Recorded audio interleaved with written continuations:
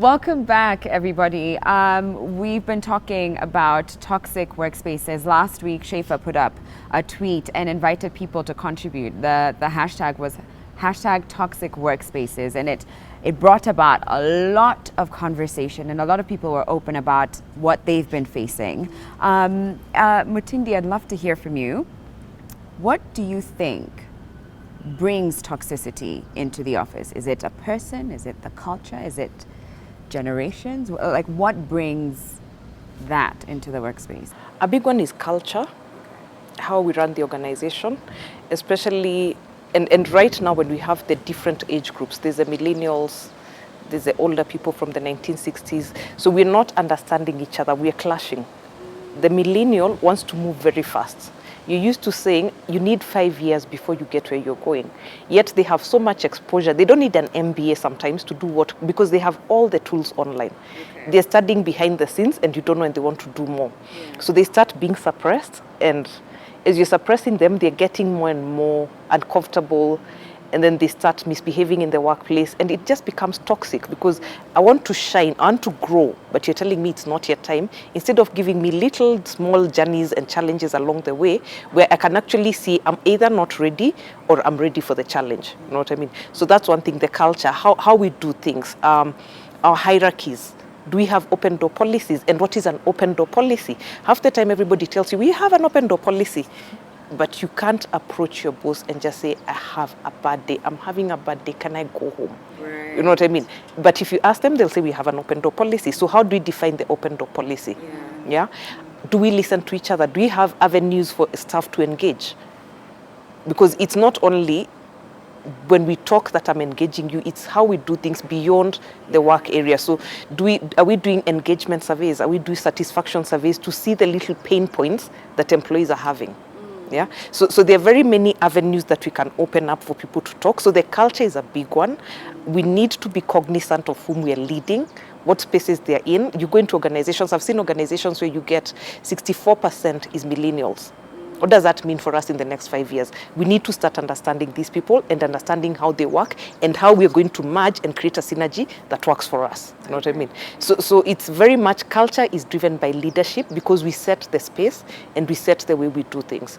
Let's say we have open door policies, but make it really open and genuine. Right. Town halls and just listening.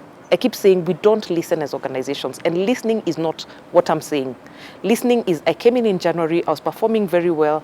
By June, you're wondering, what's wrong with this person?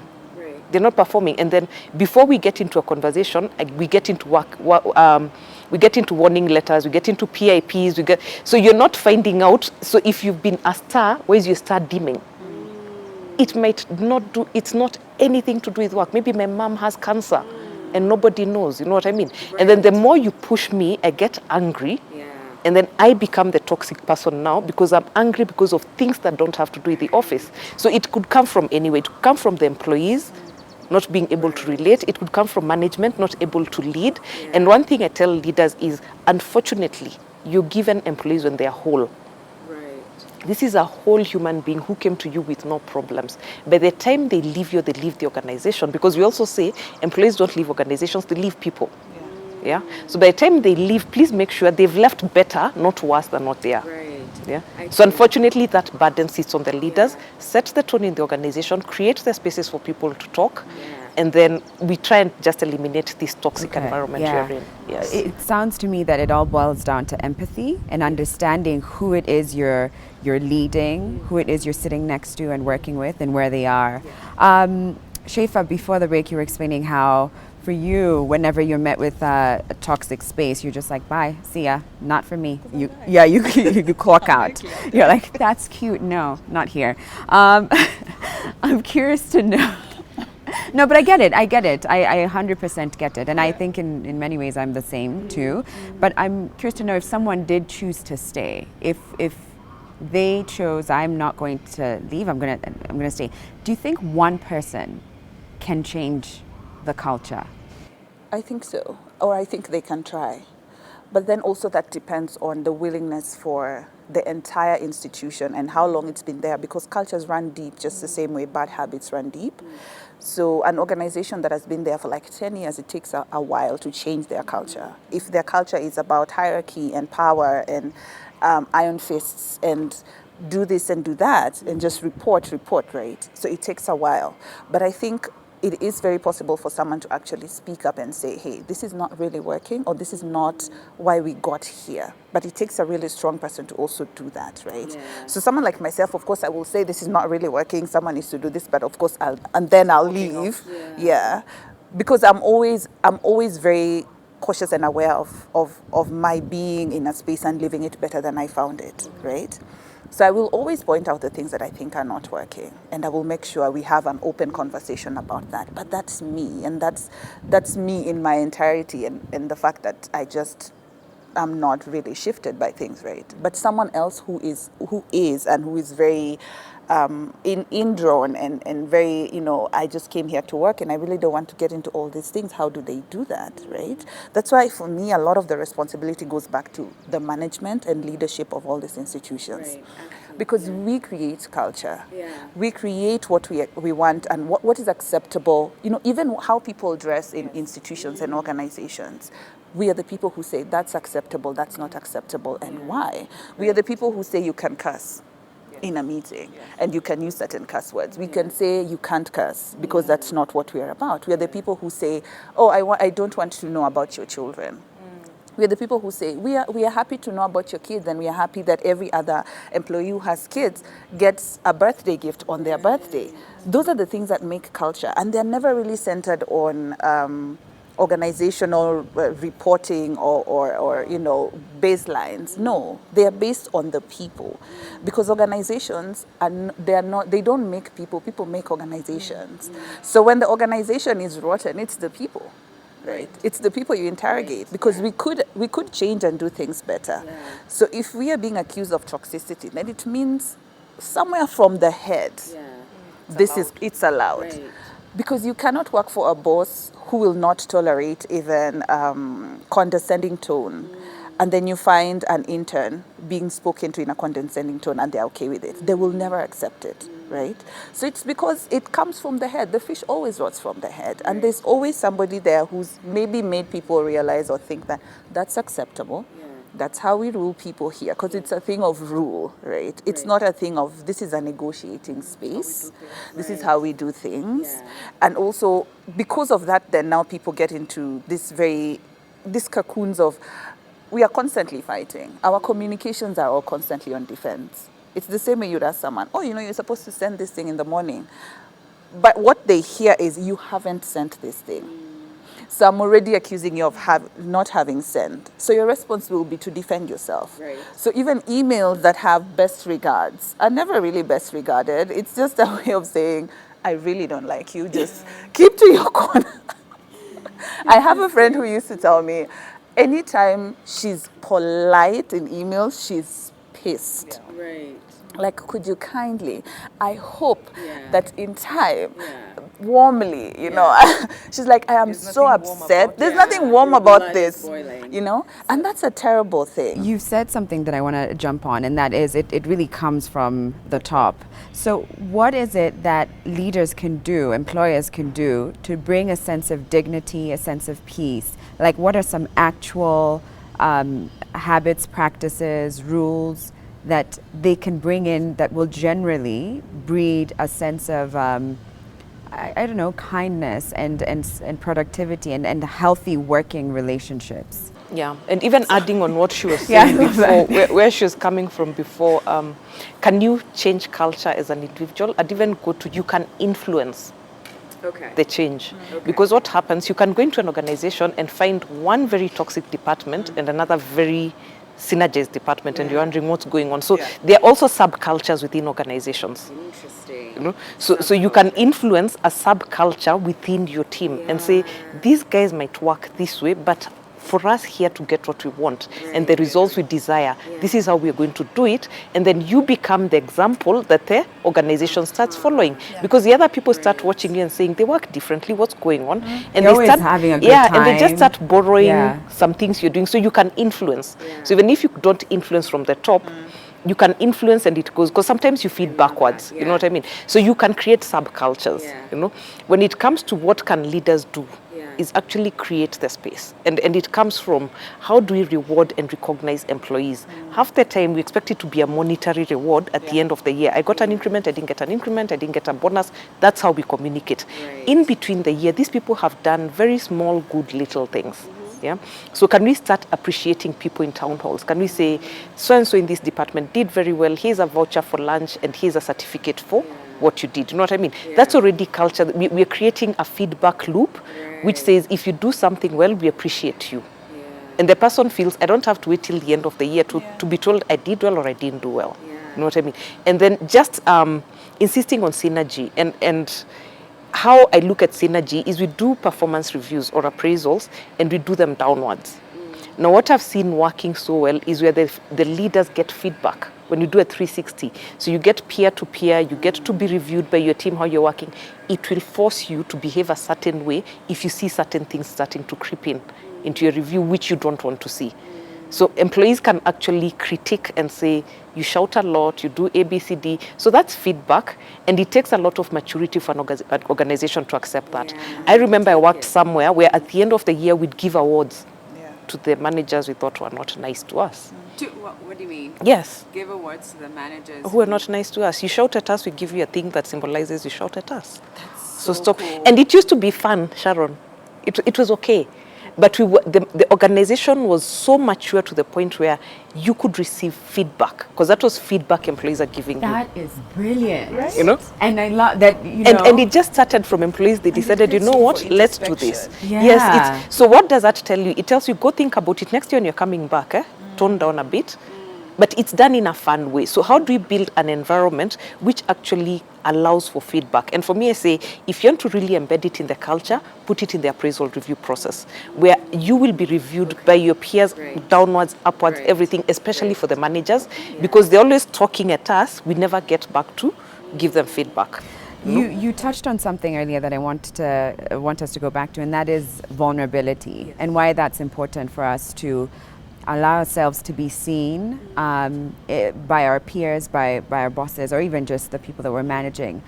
But it's also so difficult to do that in the workplace, the place where you're supposed to be on top of things, productive, you know, literally just giving. So why is vulnerability important, and where is the balance? Now, vulnerability has to come with boundaries. Because again, you just don't open and tell everybody your story. You know what I mean? So you have a responsibility to how vulnerable you can be, because you could also be vulnerable and we take advantage of it. Right, yeah. And now the toxic levels just hit an alt, because we know your story, we know what you're all about, and we know where to press, which buttons to press, and we want you to behave a certain way. So what I'd say about vulnerability is the organization actually creating space again within the organization, where we have either people who have some guidance and counseling skills and abilities, where people can go and talk to, or even you as a person knowing, whenever I have an issue, I have somebody here I can talk to, and they listen to me and will, go through this, munch this together and know how to cope. So let's assume your child is not doing well in school, or they're taking drugs. So it's a burden for a parent. When they come to work, at some point it will creep into their head and they'll start thinking about it, and they might shift their goals. So who do you talk to say, I'm struggling? Because remember, you spend 8 hours of the day, your productive life in the office, not at home. So when you're going home, you're actually shortchanging your family or your partners or whoever you're living with. So those 8 hours need to be space that is actually allowing you to be at your best. So can we create environments where we say we've appointed certain people to talk to, or even the office saying, within our medical scheme, we have provision for counseling. Oh, wouldn't that be the best? We have provision for counseling. Yeah. So whenever you feel you need a therapist, please go and offload. I had created that in a workplace because I realized people here just get stressed till they break down, and you catch them when they're breaking down, you know. And it was such a joy when somebody came and told me, can I go and see Dr. So-and-so? I'm like, please run. You know what I mean? Because you've also given them the confidentiality they need to deal with their issues and not bring them. They're vulnerable, but they're dealing with it. Yeah. So vulnerability comes with boundaries, and you really have to identify the people who won't also expose you. Because if you come and share your story with me, I'm also responsible to make sure it doesn't get out, or we manage this space together. So I'd say again to the organizations, create the room and the environment for people to be able to get vulnerable, and even bosses to come and say, you know what, guys, this week you're on your own. I'm present, but my space, my head space, is scattered right now. No. I used to do that with my team. I tell them, you know what, guys, I am present. I'm present. I'm present, absent. I came to work. I'm sitting. I'm present, absent. So please, if you need me to act very fast on something, send your email and follow it, and come and sit in front of me and tell me, Emily, this one you have to do. There are weeks you have that. Not where it's just so much, and when you do that, it's so easy to manage people. So I'm not saying the CEO to come and tell the whole organization that, but and especially for me, when you work in a toxic environment, especially as an executive, the burden you carry. Where can you get vulnerable? Who do you talk to? Leaders, who do they talk to? And that's why one day somebody gets up and has a heart attack, and you're like, they've not been sick. So even as you're saying, let's deal with everybody else here. Let's appreciate where the pressure goes. It goes up, and we have to create that environment. Wow, ladies, this has been so lovely. Are there any last words? Is there something that's that you want to, I know there's something that's coming up soon. Yes. We are starting Headspace 254. You can actually follow us on Facebook. And what we're saying is, let's talk. Because everything that happens to you starts from the mind. If you don't understand what your mind is processing, or if it processes and it doesn't get itself to a level for seeking help, then you start spiraling downwards. So what I'm asking people is just open up, find somebody you can talk to, seek help. I know in Kenya seeing a therapist is sort of stigmatized, but you know what? That's where they're therapists. They're there to work. Our therapists, as we grew up, our parents. That's where you could throw tantrums and your brothers and sisters. Once you grow up, your mom, dad don't exist. You have to find a place to talk. And then the challenge I'd give the organizations is you get employees when they are whole.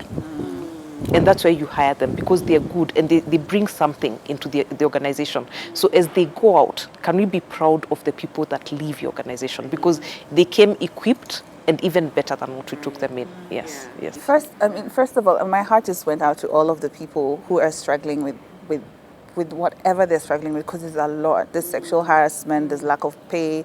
There's some guy who said his paternity leave was cancelled because the boss was like, but you didn't give birth. It's your wife who gave birth. No, you can't like do that. He was actually told, and he was like, there's nothing I could do at that moment, because I was a first-time dad, and it was just a whole other mess. His wife also had complications. He said, I had so many issues to deal with. My heart goes out to so many people on Twitter. So one thing that I would say, and that I really want to encourage people to do, and I hope that at some point we can get to the conversation of how to make mental health affordable for people, so people can go and have conversations with professionals who can just get your mind correct, right? And then another thing would just be to management, because I am in management space, and it's heartbreaking if we anchor people on hurt and pain and expect them to perform. I wish a lot of people in management positions like myself and you would be the kind of people who anchor people on their wholeness and authenticity. Because when you have somebody who anchors you on your authenticity, this is somebody giving you the freedom to do that which they saw you doing outside and said, come and do this with us in here. So why do they bring you in and start clipping your wings? Why do they bring you in and start making you second guess yourself and doubt yourself and feel like, you're not even doing much? Because a lot of people just want to be heard. So hear people when they speak, and acknowledge when they say they're exhausted, and acknowledge when people say they don't know. And not knowing does not mean they're not doing the job. It just means that I don't have the tool to do this. right? And that doesn't mean, yes, so just help me, equip me, and let people learn with you, because a lot of us are also learning on the job. And like you said, so people like me who are being referred to as vintage millennials, quote unquote, because we're just exiting whatever, are people who have really risen into spaces of leadership very fast. And there's a lot that has been thrown at us without us knowing. And I remember the most powerful thing one of my mentors said is, it's absolutely okay to walk into a meeting and say, I do not know. Right. But we'll look into it. Yeah. And that's the same thing that I tell people that I'm in with and I work with every day, that we don't have to figure it all out. We just have to strive to know every day. So please anchor people in kindness and hold people in care, and just know that they're human beings. And a lot of people just came onto my DMs to vent, and they were like, there's no space to just have a conversation about all this ugliness that we carry. So just thank you for creating this space for me to share with you. And I had people just saying, I don't even care if you share this out loud, but it has come out of me and I feel better. And I guess for many, it's good to know that they are not alone, that we are, that there's many people who are also frustrated, suffering, trying to figure it out. But thank you. This has been so phenomenal. Thank you for starting the hashtag. Thank you for joining us as well and contributing and sharing some actual tips that, you know, offices, leaders, people can try and implement into their workspaces. Thank Vulnerability is strength. It's not a weakness. Amen. Brene Brown done said that and changed our lives. Right, so we've got to take a quick break, but we'll be back with a psychologist who will help us unpack toxicity in the workspace from a mental perspective. So don't go anywhere. We'll be back in a moment.